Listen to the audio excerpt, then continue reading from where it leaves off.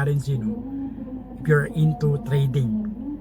Yung mga candlestick, no? Bullish market, bear market, no? Trend line. Later on, pag-uusapan natin yan. Pero ako guys, no?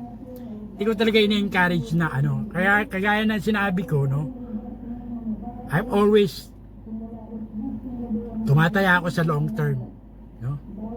Let's say for example, no? Kung narinig ko na si Bitcoin noong 2008, murang-mura pa ni si Bitcoin that time. Could you imagine, nasa lang siya, $0.01. Napakaliit guys. So therefore, at that time, wala pa nag-i-invest. Kung narinig ko yun, bumili ka agad ako siguro, no? Nagtiwala lang agad ako, no? Kung may nag-push sa akin na, uy, o na-encourage sa akin na, dito ka tumalpak. Alam bang, milyonaryo na ako kasi ang mura-mura na Bitcoin that time. No? $0.01.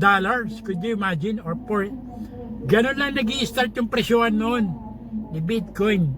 2008. No? 2009. Mga $0.01 something dollars, no? Ngayon, how much? Guys, $96,000. Kano na ba? Sa peso, if you're going to convert it, around 5 million. More than. Kung meron ako ng mga 10, no?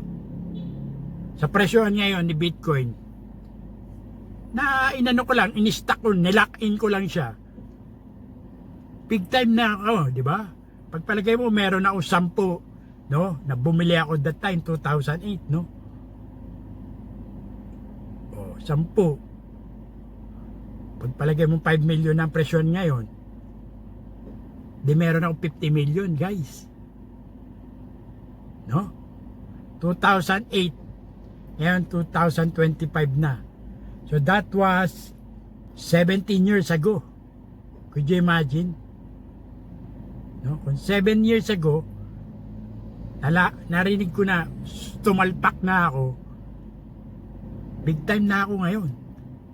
Doon pa lang, na ako. What the fuck? Take profit na ako nun, Brad.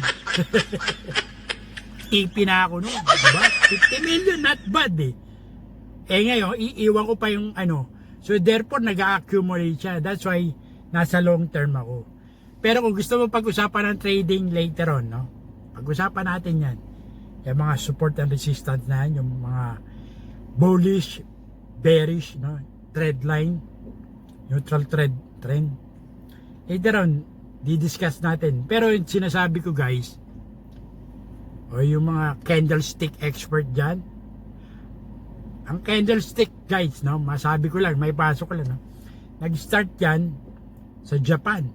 Nag-ibento niyan, Japanese, could you imagine? Si Homa. No, ginamit niya yung candlestick strategy na yan, chart, sa pag-trade ng bigas. Kung ba mababalik mo yung history, no? Later, itatakal natin yan, guys, no? Mabalik muna tayo sa blockchain technology itself, application. So, ang dami yan. Voting system, pwedeng gamitin to ng gobyerno. Blockchain technology. Kung magpapa-adapt nga sila. Sa sweepstakes, pwede rin gamitin to. Yun, di ba? Minsan, may naririnig tayo sa sweepstakes na ganyan-ganyan, di ba, no? Pwede gamitin ang blockchain technology kung transparency ang usapin. Less corruption to guys. Kasi hindi mo kaya i-manipulate to.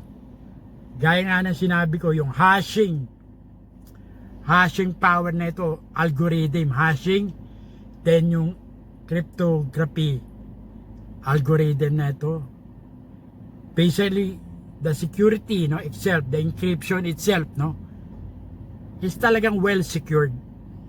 Hindi mo kayang i-manipulate to gaya ng yung mga nasa server client topology, no.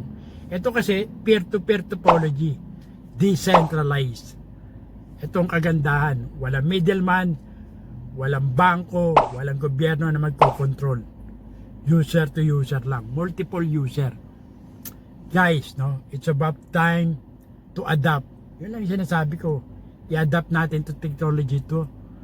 And then later on makikita mo yung kagandahan. No? At yung silbi neto. No. So yun lang guys, no. Muli po, ito po si Cesar Castillo Jr. Nagsabing, tirahin mo na yan. At baka tirahin pa rin iba until next time. Peace out!